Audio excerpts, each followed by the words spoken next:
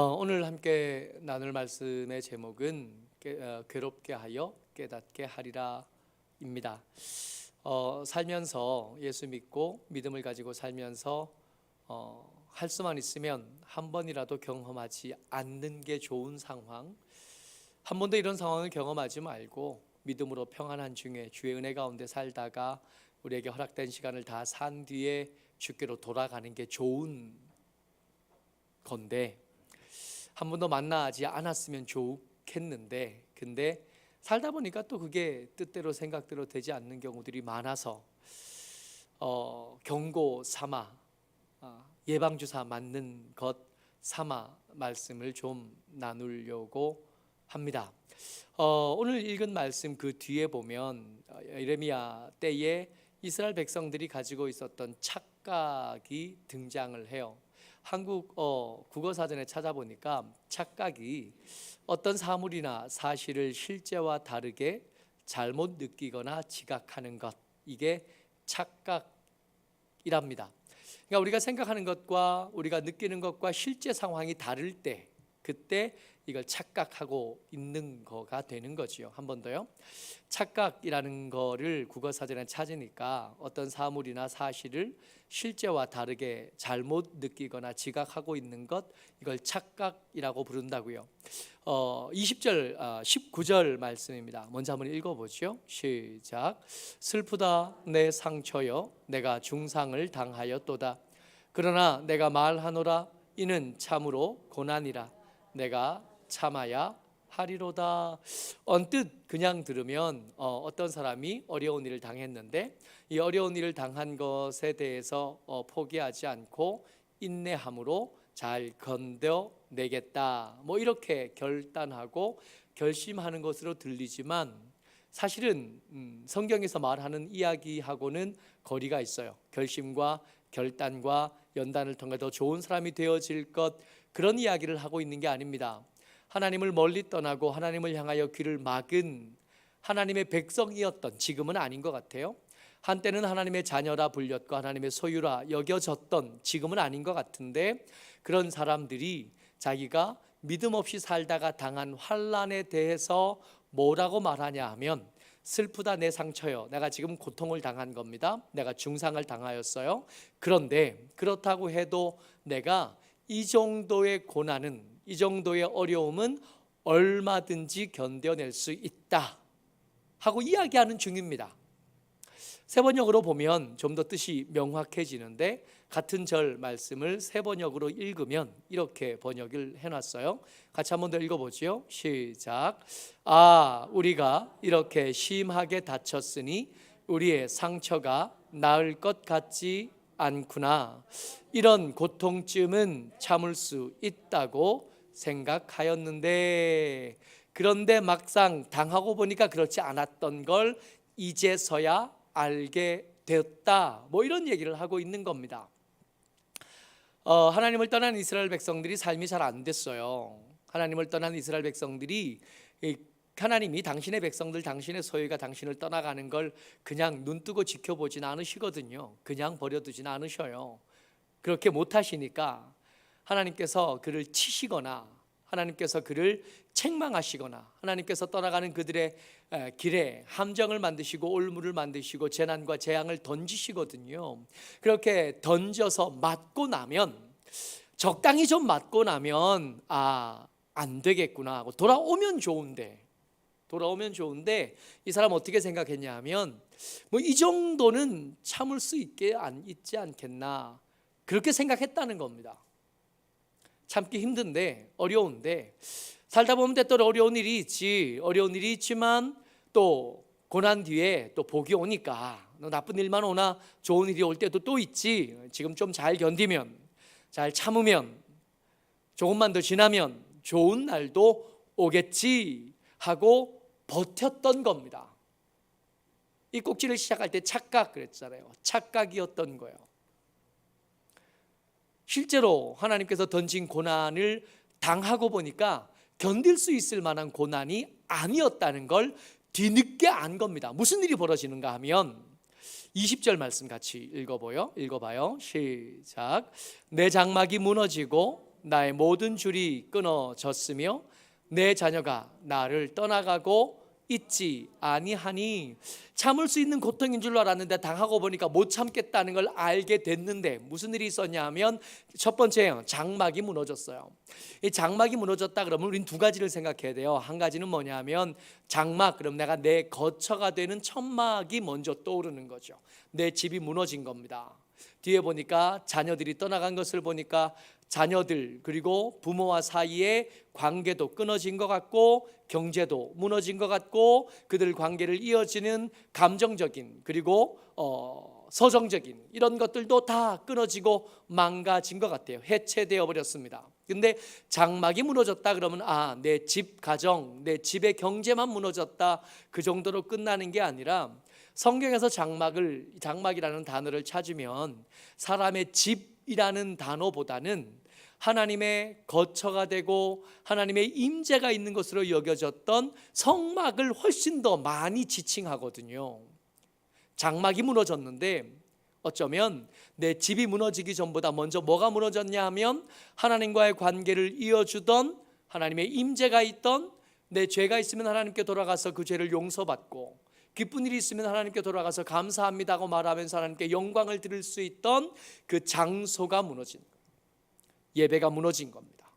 어쩌면 이게 먼저일 거예요. 예배가 무너지고 가정이 해체되고 무너지고 나니까 알겠는 거죠. 와, 생각했던 것보다 훨씬 더 힘드네. 여러분들과 제가 누리고 있는 이 믿음이 얼마나 소중한지 알려면 어떻게 하면 되냐면 한 1년쯤 교회를 떠나보면 알아요. 믿음을 떠나보면 압니다. 그때 힘들고 귀찮고 번거롭고 일이 많은 거라고 생각했는데 떠나보면 내가 얼마나 안전한 것 가운데 있었고 얼마나 큰 도움 가운데 있었고 얼마나 큰 은혜 가운데 있었는지를 그제서야 아는 거거든요. 설교를 시작하기 전에 한 번도 경험하지 않았으면 좋을 것 이야기를 한다 그랬습니다. 내 장막이 무너지는 것은 경험하지 않아야 될 일인데 그것에 대해서 별것 아닌 것으로 여기다가 당해보고 나니까 하나님도 떠나가고 집도 무너지고 아이들도 다 떠나고 보니까 이런 고통쯤은 내가 견딜 수 있을 줄 알았는데 당해보니까 아니었던 겁니다. 생각했던 것보다 훨씬 더 아프고 염두에 두었던 것의 고통보다 훨씬 더 크다는 것을 이미 시간이 지난 다음에야 알게 된 거예요. 하나 더요. 21절 같이 읽습니다. 시작. 목자들은 어리석어 여호와를 찾지 아니하므로 형통하지 못하며 모든 양 떼는 흩어졌도다. 이스라엘 백성들이 먹고 살기 위해서 하는 일 대표적인 게 두 가지잖아요. 한 가지는 농사 짓는 건데 우리가 생각하는 논농사 밭농사보다는 과수원이거든요. 포도 농사 짓고 종려나무 심어서 종려나무 열매를 따고 이런 농사를 짓는 것과 또 하나가 어쩌면 그에게 더 중요한 것은 양을 치는 것, 가축을 키우는 거잖아요. 근데 그 땅이 이스라엘 백성들이 사는 땅이 굉장히 험해요. 예루살렘만 해도 지금 이 예레미야 선지자는 예루살렘에서 말씀을 전하고 있으니까 이 예루살렘만 해도 이 주변에 전부 다 산지입니다.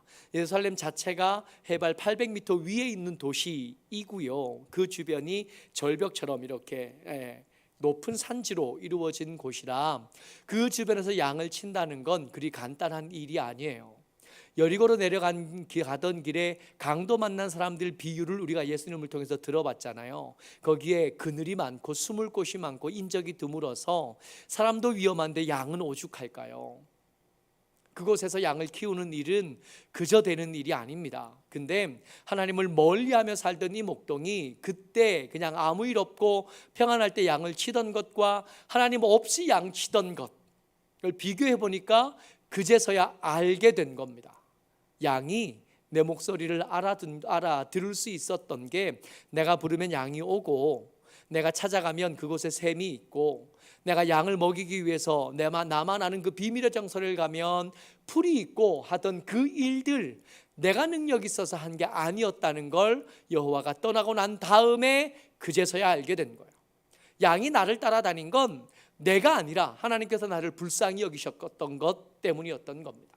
내가 풀을 찾을 수 있었던 것은 그곳에 풀을 남겨두시기 위해서 하나님께서 비를 내리시고 하나님께서 적당한 바람과 또 햇볕을 주셔서 키워놓으시고 다른 것들이 틈타지 못하도록 지켜주셨던 것 때문이지 내가 아는 그 장소가 특별한 곳이어서가 아니라는 걸 여호와가 떠나고 난 뒤에서야 알게 된 겁니다.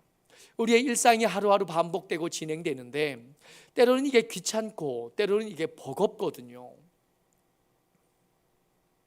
요즘같이 더운 여름에 일상을 살아가는 일이 참 쉽지 않잖아요.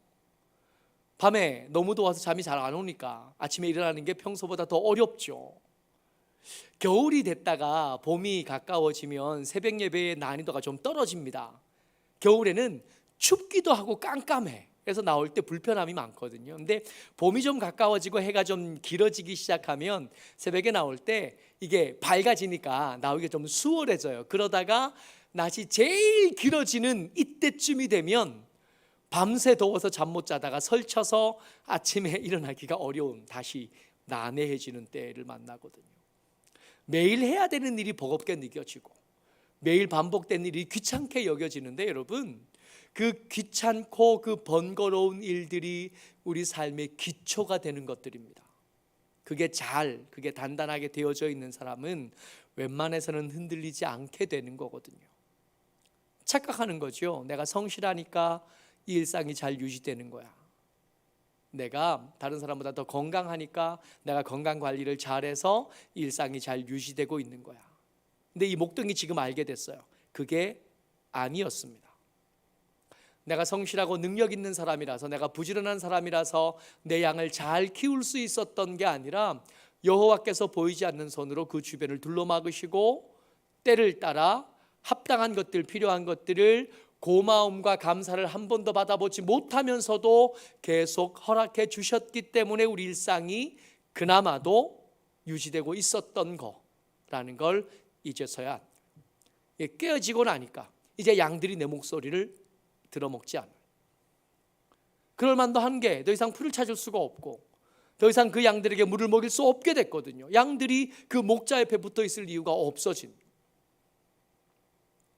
다 떠나가. 하나님을 좀 덜 찾는 것, 하나님을 향한 열심이 식어지는 것, 괜찮은 건 줄 알았는데 그 일상이 깨어지고 난 뒤에야 알게 된 거예요. 와, 이건 참는다고 참을 수 있는 고통 따위가 아니었구나 하는 걸 뒤에서야 알게 된 겁니다. 이것들을 지켜보면서 선지자가 이 백성들을 위해서 기도하는데 이 기도의 첫 부분에 등장하는 말씀입니다. 선지자는 알고 있었어요. 근데 백성들은 잘 모르던 거, 선지자의 기도의 첫 번째 단락에서 등장해요. 23절 말씀입니다. 같이 읽죠. 시작. 여호와여, 내가 알거니와 사람의 길이 자신에게 있지 아니하니 걸음을 지도함이 걷는 자에게 있지 아니하니이다. 사람의 길이 자신에게 있지 않아요. 내 삶, 내 인생을 살아가는데 이것을 잘 살아가는 능력이 내게 있지 않다는 걸 누구는 알아요? 지금 기도하는 선지자는 알아요. 누구는 몰랐어요. 이 정도 고통쯤은 내가 견딜 수 있어 라고 말하던 백성들은 모르고 있었던 거예요. 사람의 걸음을 지도함, 내가 걷는데 그거를 걸음이 목적지에 잘 도착하게 되는 것, 허송하지 않고 효과적으로 제대로 잘 도착하게 되는 것은 내가 지혜롭고 내가 힘있고 내가 똑똑하고 내가 경험이 많다고 해서 되는 일이 아니었던 겁니다. 이걸 선지자는 알고 있었는데 백성은 몰랐던 거예요. 선지자가 몇 번이나 그건 길이 아니라고, 그렇게 하면 안 된다고, 여호와 없이 살아가면 삶이 제대로 되어지지 않는다고 아무리 얘기해도 들어주지 않다가 그것을 다 잃어버린 뒤에야 하나님 없이 산다는 게 얼마나 고통스러울 수 있는 것인지 뒤늦게 안 다음에 신음하고 있는. 여러분, 예배 드리는 일이, 하나님 앞에서 신앙생활을 하는 일이 때때로 소비적으로 여겨질 때가 있고 번거로움으로 여겨질 때가 있고 때로는 귀찮을 때가 있어요. 그때 우리에겐 착각이 다가오는 거예요. 하나님 없어도 사라지네. 기도 안 해도, 적당히 신앙생활 해도 잘 살아지네. 이 정도면 하나님 없어 살만 하겠는데 라고 착각하게 되는 겁니다. 오늘 설교의 제목이 뭐였냐 하면 한 가지 더, 한 꼭지가 더 있었네요.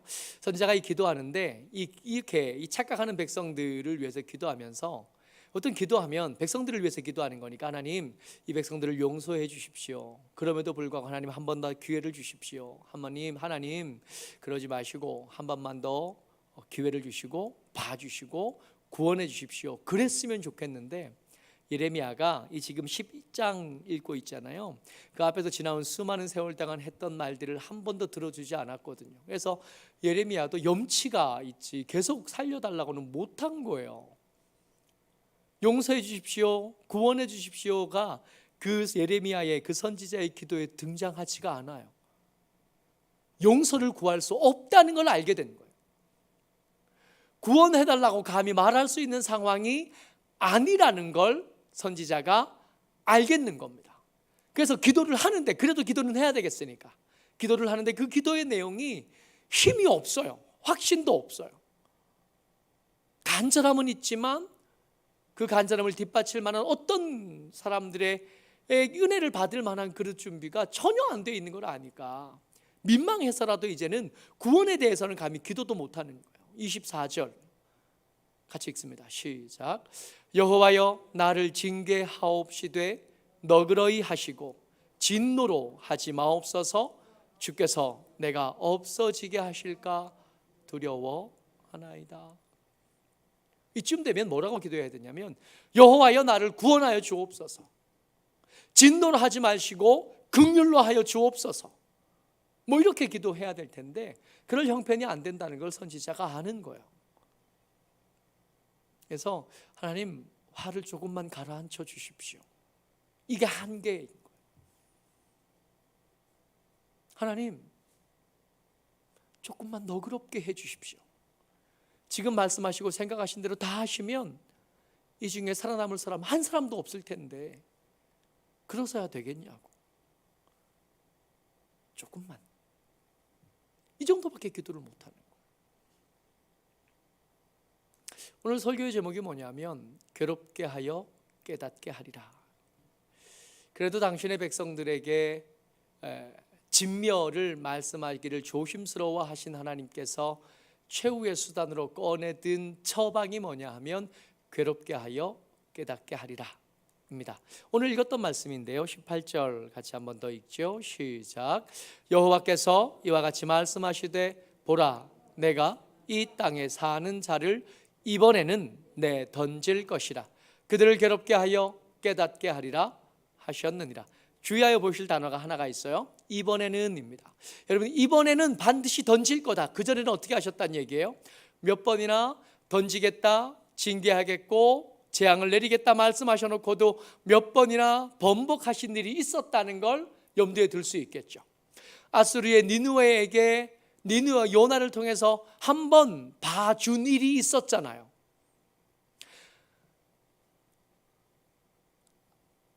아합이 나봇의 밭을 빼앗았을 때 그 하나님의 징계가 선포되고 나니까 하나님 용서해 주십시오. 그러니까 나봇을 직접 만나지는 못하신 하나님께서 엘리야를 만나셔서 내가 그놈을 그가 살아있을 동안은 내가 징계하지 않고 내가 봐줄 거야 그러시잖아요.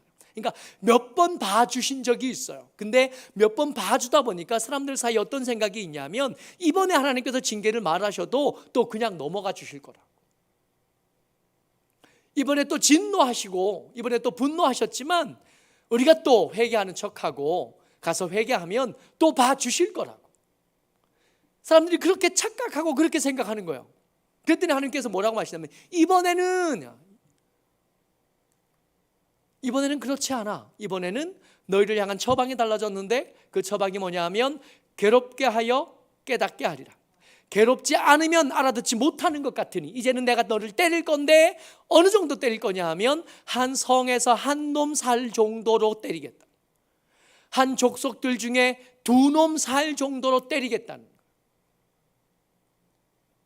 그냥 넘어갈 일이 아니다. 한 번도 경험하지 않았으면 좋겠을 일이다 하고 설교를 시작했습니다. 이건 예방주사였으면 좋겠다 이야기하고 설교를 시작했습니다. 괴롭게 하여 깨닫게 하시겠다고 결정하고 나면 그때는 늦어버려요. 그 지경까지 가면 안 되는,